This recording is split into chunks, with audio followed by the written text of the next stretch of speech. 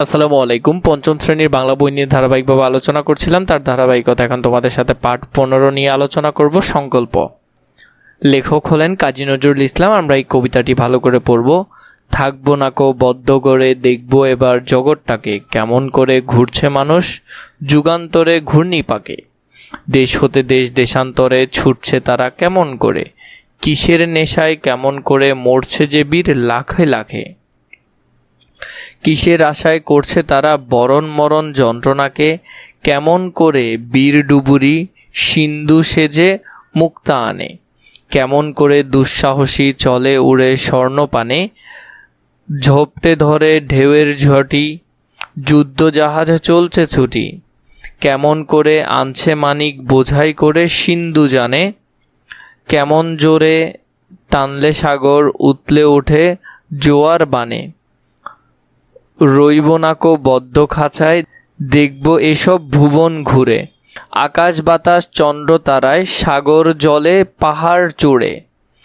আমার সীমার বাঁধন টুটে 10 দিকেতে পড়ব লুটে, পাতাল ফোড়ে মানব নিচে, উঠব আবার আকাশ ফুঁড়ে। বিশ্বজগৎ দেখব আমি আপন হাতের মুঠোয় পুরে। অর্থ জেনে নেই।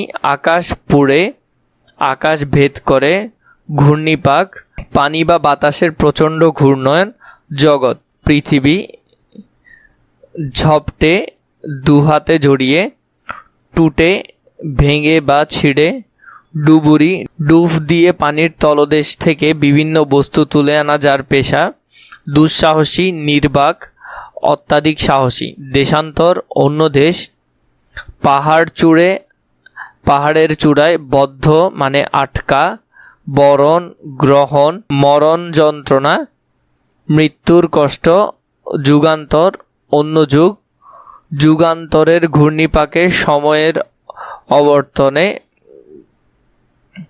লুটে ছড়িয়ে, সংকল্প মনের ইচ্ছা মনোবাসনা, সিন্ধু সাগর, সিন্ধু যায় মানে জাহাজ। এখানের মধ্যে মূলত কবিতা দিয়ে বোঝাতে চেয়েছে যে আমরা ঘরে বন্দি অথবা দেশে বন্দি হয়ে থাকতে চাই না, আমরা পুরো পৃথিবী ঘুরে বেড়াতে চাই এবং আমরা আমাদের দেশকে স্বাধীন করতে চাই যাতে আমরা পুরো পৃথিবীতে ঘুরে বেড়াতে পারি। নাম্বার শব্দ খুঁজি। পাঠ থেকে এমন শব্দ খুঁজে বের করি যেখানে দুটি শব্দ মিলে একটি হয়েছে, মানে যেখানে দুইটা শব্দ মিলে কি হবে, একটা হবে। ঘূর্ণিপাক মানে ঘূর্ণিপাক, আমরা এরকম দুইটা শব্দ মিলে একটা করব। ঘূর্ণিপাক মানে ঘূর্ণিপাক, যুগ অন্তর মানে যুগান্তর, দেশ অন্তর মানে দেশান্তর, সংকল্প মানে সংকল্প, ডুব উড়ি মানে ডুবুরি, সিন্ধু যোগ যান সিন্ধুযান, জোয়ার যোগ বান জোয়ার বান। তো এইভাবে করে এই শব্দগুলো সুন্দর করে লিখে ফেলবে এখানের মধ্যে, এখানে সুন্দর করে শব্দ লিখে ফেলবে। এরপরে হলো যুক্তবর্ণ ভাঙি নতুন শব্দ ও বাক্য তৈরি করি। এই যুক্তবর্ণটা ভাঙবো, ভেঙে এখানে লিখবো, শব্দ তৈরি করবো, শব্দটা এখানে লিখবো এবং বাক্যটা এখানে লিখবো। যুক্তবর্ণ আমরা এখানে লিখবো, ভাঙবো এখানে, শব্দ লিখবো এখানে এবং বাক্যটা লিখবো এখানে। তাহলে প্রথমটা যদি দেখি, দ যোগ ধ বদ্ধ, থাকবো না কো বদ্ধ ঘরে। তারপর দন্তের ন যোগ ত, তাহলে হলো যে প্রান্তর, বাংলার প্রান্তর শস্য শ্যামল। তারপর হলো যে মূর্ধন্যের উপর রেফ মানে মূর্ধন্য যোগ রেফ মানে স্বর্ণ, স্বর্ণ একটি মূল্যবান ধাতু। তারপর দন্তীয় নয় ত, তাহলে দন্তীয় ন যোগ ত যোগ রফলা, দন্তীয় নয় ত রফলা। মন্ত্র, পুরোহিত মন্ত্র পাঠ করেছেন। দন্তীয় ন যোগ ধ, তাহলে এখানে আমরা লিখলাম বদ্ধ বন্ধ, শুক্রবার বিদ্যালয় বন্ধ থাকে। দন্তের স যোগ ব, দন্তের স যোগ ব মানে বফলা, স্বচ্ছ পানি স্বচ্ছ হলেই নিরাপদ নয়। এখানে হলো তালিবের স ব, তালিবের স যোগ বফলা, তাহলে বিশ্বজগৎ দেখব ঘুরে। দন্তের নয় দয় রফলা, দন্তের ন যোগ দ যোগ রফলা কেন্দ্র, আমাদের স্কুলটি শহরের কেন্দ্রে অবস্থিত। এভাবে করে তোমরা এই পুরো বক্সটা খুবই সুন্দর করে পূরণ করে ফেলতে পারবে। আমরা যদি পরবর্তীতে দেখি 3-এ প্রশ্নের উত্তর বলিও লিখি। 1 নাম্বার, কবি বদ্ধ করে থাকতে চান না কেন? খতে যুগান্তরের ঘূর্ণিপাকে মানুষ ঘুরছে বলতে কি বোঝানো হয়েছে? ঘতে কিসের আশায় মানুষের মরণকে বরণ করেছে? ঘতে সাগরেরে মানুষ কি কি ধরনের সাহস দেখেছে? 1 নম্বর, কবি কোথায় কোথায় যেতে চান? কবি কোথায় কোথায় যেতে চান আমরা সেটা এখানে দেখব। আমরা এই প্রশ্নগুলোর উত্তর আমরা ধারাবাহিকভাবে দেখি। প্রথমে, কবি বদ্ধ ঘরে থাকতে চান না কেন? কবি জগৎকে ঘুরে দেখতে চান বলে বদ্ধ ঘরে থাকতে চান না। অদম্য কৌতূহল ও দুঃসাহসিকতায় ভরপুর তার মন।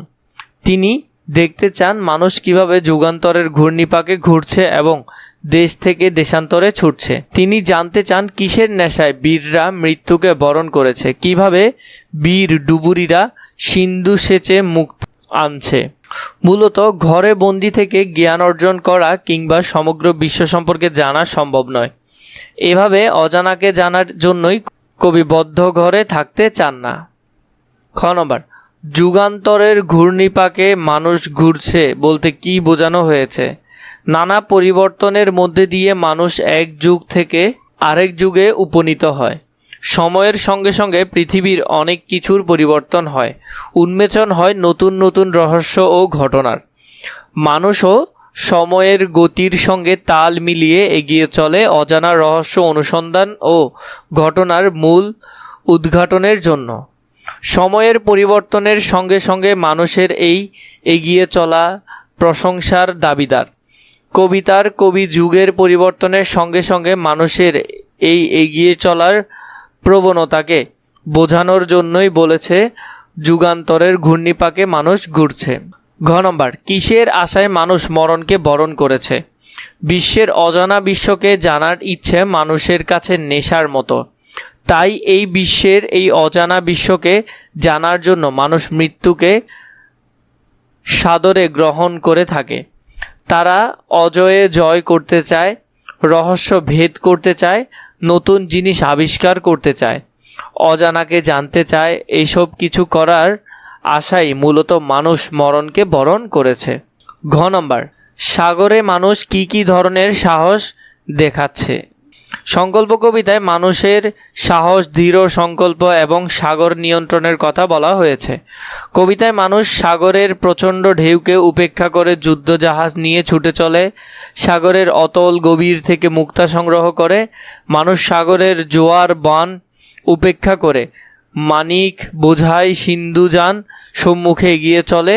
এক কথায় মানুষ সাহসিকতার সঙ্গে সাগরকে নিজেদের নিয়ন্ত্রণে নিয়েছে।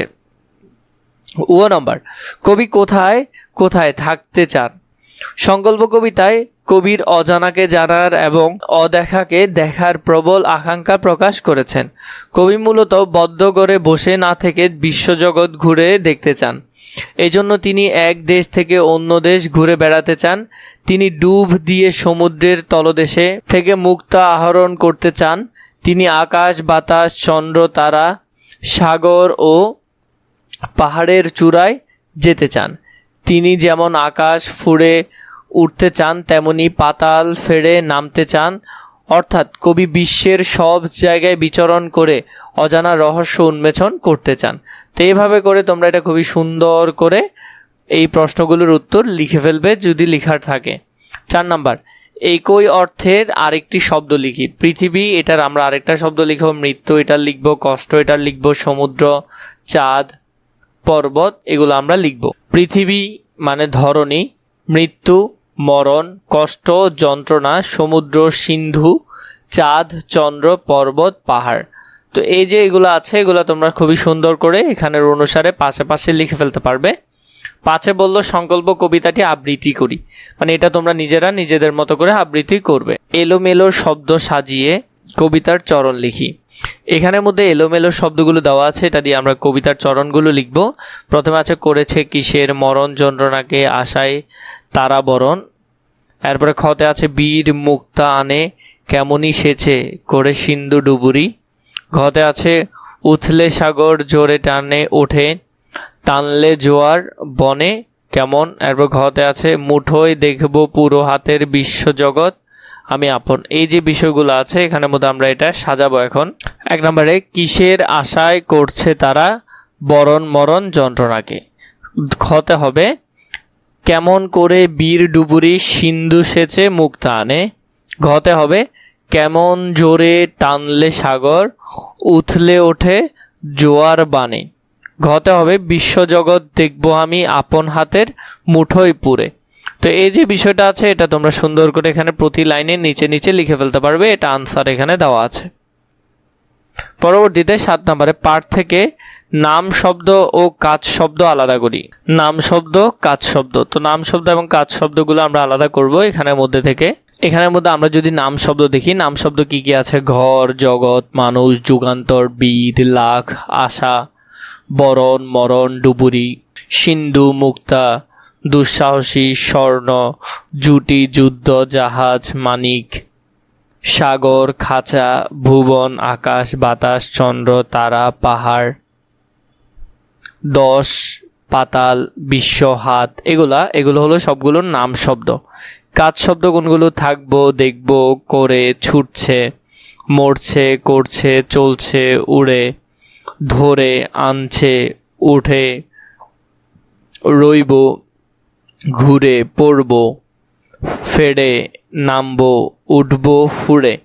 এই যে বিষয়গুলো আছে এগুলো হলো এখানে নাম শব্দ এবং কাজ শব্দ। এগুলো তোমরা কি করবে? এখানে এই 2 বক্সের মধ্যে সুন্দর করে লিখে ফেলবে। 8 নম্বরে যদি দেখি নিচের শব্দগুলো কোনটি কোন সময় ঘটেছে তা আলাদা করি। এখানের মধ্যে দেখো, দেখবো, শুনেছি, থাকবো, ঘুমাবে, দেখেছিলাম, যাচ্ছি, পড়ছি, দেখেছিলাম, বলেছিল, নাচবে, চলবে, আসবে, হাঁটছে, ঘুমাতে। এই যে শব্দগুলো এখন ঘটেছে, আগে ঘটেছিল, পরে ঘটবে, কখন ঘটবে, কোনটা কোন সময় সেটা আমরা এখানে লিখব। তাহলে আমরা এখানে চাইলে লিখতে পারি এখন ঘটেছে শুনছি, যাচ্ছি, পড়ছি, চলছে, হাঁটছে। আগে ঘটেছিল খেয়েছিলাম, দেখেছিলাম, বলেছিল, ঘুমাতো। পরে ঘটবে দেখবো, থাকবো, ঘুমাবে, নাচবে, আসবে, এগুলো। তো এখান থেকে তোমরা এই শব্দগুলো খুবই সুন্দর করে এখান থেকে নিতে পারো, নিয়ে এখানের মধ্যে খুবই সুন্দর করে এগুলো লিখে দিতে পারো। এখানের মধ্যে সুন্দর করে লিখে দিবে এখান থেকে শব্দগুলো নিয়ে।